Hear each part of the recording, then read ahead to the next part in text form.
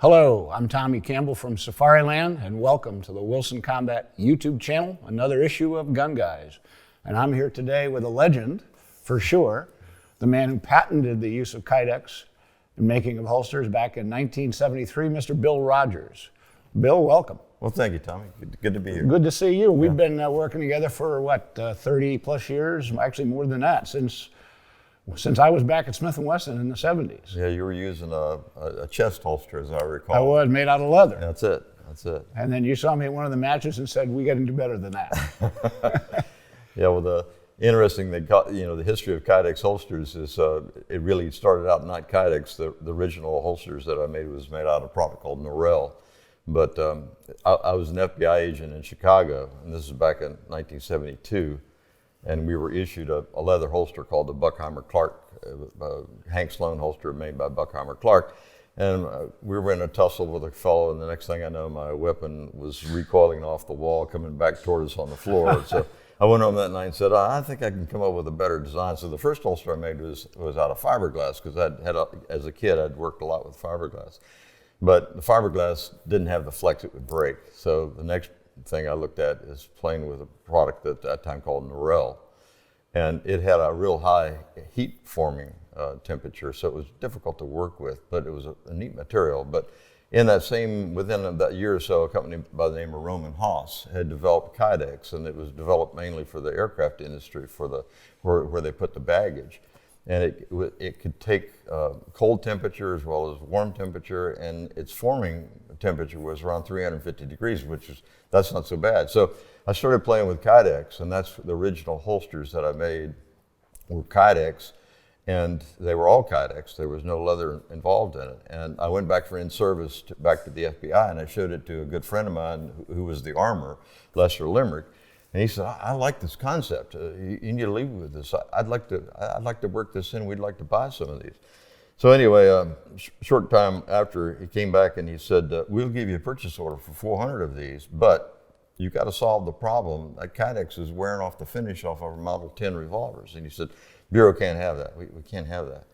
So I started experimenting with how to put leather in the holsters. Well, not to make a long story too long, but shoulder leather out of an animal, out of a particular cattle, is very rigid, is tough, and it doesn't have a lot of stretch. And so I recognized that was my first problem, but the real problem I had was I couldn't glue it to the Kydex, because all of the neoprene cements that we were using and so forth, and every other adhesive that I tried, you put them in the oven, you brought them up to 350 degrees, the leather would just scoot, it just squirt off the Kydex. It would not, right. It would not stay. So anyway, I had a case, interstate theft of property, transportation of property, and it was a company, a tire company that recapped tires. So I was in there interviewing them one day, and I said, I'm kind of interested, I'm a nut inventor anyways, I'm kind of interested in how you recap these tires. And the guy says, well, we put the old tire on this like a big lathe, and we machine off the leather rubber right down to the fabric, and we coat it with this product.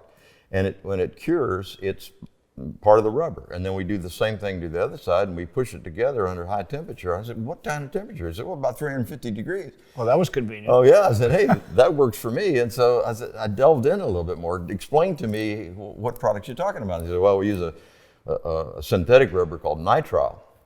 And we dissolve the nitrile with methyl ethyl ketone, and it makes a liquid. And once it's a liquid, you can paint it on anything, absorbs into the fibers and so forth, and then it sets in this rubber. So I went back and I bought some the nitrile rubber in pellet form, and I mixed it up with methyl ethyl ketone, and I came up with a coating, and I could coat the leather side and when it soaked into it. But what I found was, again, going back to the leather, is that when you're forming Kydex has a lot of stretch into it, and it has to form around all the detents in the cylinder and everything else. Well, leather didn't want to do that. Right. Okay, because it was in an oven, it was dry, 350 degrees. But what I found out in studying all this is that you don't want to use the shoulder part of the animal at all. You want to use the belly part of the animal, okay, because the belly part of the animal is constantly stretching, and so if you and at that time you could buy belly leather a lot cheaper. So bought the belly leather split into a suede, and so you coat the suede, and then you could get this perfect formation of the holster with the leather inside. So anyway, I applied for a patent on the whole process. And if you understand patents, utility patent, you have to describe everything that you do down to the temperature and the material and everything else. So I got that patent that started in 1972, but it wasn't issued until like 1975. It takes several years. But anyway, the Bureau bought off on it. I sold them 400 holsters, and that's what started the whole concept of a Kydex holster. Now, SNCC was a company, I don't know if you recall, I remember but right around that period of time, and I still don't to this day remember, because I was not into the competition shooting. I was not into IPSC shooting because it hadn't even started at that point. Right. But anyway, so SNCC had come out with it, and they came out with their holster, but it couldn't be leather lined because I had the patent on that. Right. So, and we had a lot of other companies that began to knock off Kydex holsters, but really I had the first patent, and actually I'd already developed a Kydex holster back in 1972 as work doing. But anyway, that all spread, and once I realized I could put leather on the inside of the holster, then and I had a lot of trouble in those days selling plastic holsters. Oh, I remember that. Everybody called it a Mattel holster, so right. Nobody wants to buy a Mattel holster. So I realized, hey, I can put leather on the inside. I can use that same belly leather, not split, and I can put a thin layer on the outside. Looks like a leather holster. Exactly. So all of those first competition holsters, the Hackathorn Special and Wilson Special and Plaxico Special and all that, even the ones we built for you. Yep. You know, we still have them. Yeah, we put suede on the inside fine. and put leather on the outside. They look like a leather holster, but the good thing about them is they would never change shape. You know, the guys that were using the metal formed holsters with leather on them, you jump down in a prone position, roll over, and couldn't get your gun back in the holster. That's right. But ours, you could step on them, you know, and it just bounced right back, and you could continue on. So, well, I've still got the holsters you built for me back in the 70s, and I remember coming down to your shop in Jacksonville and bringing some of my prototype Smith & Wesson pistols, yep. Super Gun 1 and Super Gun 2, the 9 and the 45, and you saying, look, you don't have to do anything, just unload it. And you used a toaster oven. Yep. You used a toaster oven to form around the gun, and you pressed it kind of crudely back then. Yep. And those holsters still work today. They're amazing. Oh yeah, I mean, right now anybody that's got a hot air gun and a jigsaw can make a Kydex holster with rivets and so forth. We do see that on the marketplace. Oh yeah, it does. It's got a funny story about that is that the Navy came to me, the Navy SEALs, and it's how I got the contract to train them, is they sent a guy to my place and they said, you've got to design a holster for us that we can swim with. And we get out of the ocean and we can put our gun back in it and so forth. And it says, right now we've got nothing that works that way. And so they sent a fellow down, an operator, and he spent 3 weeks at my place. And we did the same thing. We built a holster. And I'd come in and we'd work on it, and he said, no, I got to have it. And so we finally got it worked right, and we live 11 miles from the ocean. So we actually went out and put on our gear and swam with it. You know, right. We swam with it, came back on the beach and washed the sand out of the gun and the holster and put them back in, and we got the contract. We built the contract for them for the Navy SEALs. That was their holster that we designed right there. Right. And it was a good old Kydex holster. Which we're still making holsters out of today, not Kydex. Yep. But a bolt-around product, which is similar. Yes. Similar to Kydex. Yes. Rummenhaus sold the patent to Bolteron to make that same. It's a PVC acrylic alloy is what they call it. Right. And now, after all these years, you've expanded beyond that into the injection molding line. Yes, you know, we figured out that we would love to make an all plastic holster, obviously get rid of the leather because there's problems with leather. It captures sand, it holds moisture, it does a lot of things. It eventually frays too, with enough use. Will wear out. So what we wanted to do is come up with an all plastic material. And so almost anything that you're building rigid enough to hold a gun against what we talk about our level 1, level 2 test, somebody trying to take a gun away, is almost has to be either glass filled or carbon filled or Kevlar filled to give it the kind of strength. And all of those materials are extremely abrasive to the weapons. Right. And so, and a lot of people at this day and age don't care, but we always cared. So we played around with it and we found a specific grade of nylon that has no filler in it at all. Well, of course, if you extrude nylon thin enough, you make a rope out of it and it's pretty soft.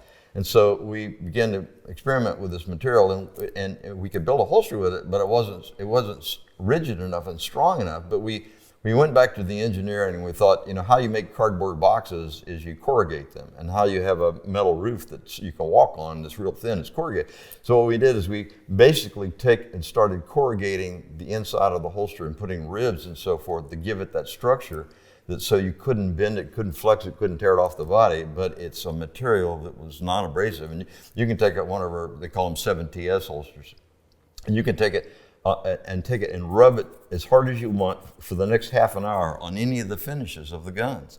And it looks like it's leaving the mark, but what it's doing is leaving the nylon. It's wearing the nylon off. Right. You take your finger and wipe it off real quick. Hey, the bluing is still there and it's still in good shape. It's the nylon that wore it off. I've had to explain that to several police officers. Yeah. That is not wear on the gun. That's the nylon that's wearing on the That's right. Now, over the years, and I've been with the company 30 years now, we have gone from a several-man shop in Jacksonville, and then you built the big place out on Fay Road, out on the Beltway, and it was still, 25, 30 people there. Yeah, we got up to 47 employees. We never wanted to go over 50 because of the insurance and all the rest of the problems. But, the story is that in 1984 it started. Safariland approached me, and we had developed that time a level 1, level 2, and a level 3 holster, which became the 070 holster for Safariland. Right. In fact, if I can interrupt, you're the person in the company who created retention levels for law enforcement. That's that correct. Everybody else now copies the terms, but not necessarily the test. Yeah, they don't follow our guidelines, but they simply copy our test, or they talk about it, our level 1, level 2, level 3. But in any case, so Safariland came to me and they said, you know what, we're having difficulty selling holsters to the law enforcement east of the Mississippi, but we control west of the Mississippi, and we think we do a good job of selling your designs. So Neil Perkins is the guy, and he said, I'll tell you what I'll do. I'll pay you a royalty. If you'll design a holster and teach us how to manufacture it, I'll pay you a royalty on it. And I said, okay. Mm-hmm. So I designed a holster for them. It was I think it was called a 275. It was the original. 275, yeah, correct. 275 holster. And so we designed it, and it was a Kydex holster, and I went out there and spent months with them to teach them how to make it and so forth, and they got in the process of it, and they started paying me a royalty. And they came back in 1985, and that was when I had a contract with the Navy SEALs, and I'm running 25 weeks a year with these guys, right. And trying to operate a company, and I'm going crazy. And selling target systems and everything else. So he came back and said, how much did you make off the royalty? And I said, pretty well. In fact, I made more off the royalty than I paid myself from the holster company. He said, well, I'll make a better deal. I'll buy your company, and you become a consultant for us, and you can go ahead and train the Navy, and you'll have an easier life. And I said, I thought about it overnight and made the deal, and so I sold. In 1985, I sold the Rogers Holster Company to Safariland. Really? Right. I kept the key employees, the key guys I had, and I said, we're going to continue to design holsters for them, which we did. And as we began to design the holsters, that was when we began to look at how to make injection mold, because we're in injection molding, how to make an injection molded holster that we can make lighter, stronger, and if we started with the component parts. And so that's when we developed the SLS system, and then the ALS That was system. in the early 90s. Yes, yeah. and so what happened is we began to do that, we began to manufacture these parts and ship them to California, and they would build the holsters. And so that business that started off, again, with like 7 employees, I got that back up to like 47 employees, and we actually developed the 7TS holster. All those holsters that were now presently cutting edge were developed by the new company, the new Rogers Holster Company. Right.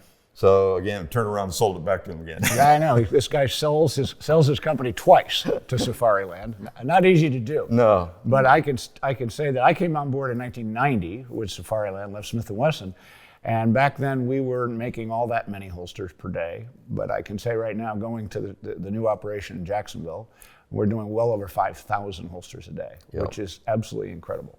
Yep. Absolutely incredible. And we pretty much own the law enforcement market. That's true. Based on your original concept with Kydex and the retention levels, developing the retention levels has given Safariland a hold on the market I don't think anybody else has. Yep.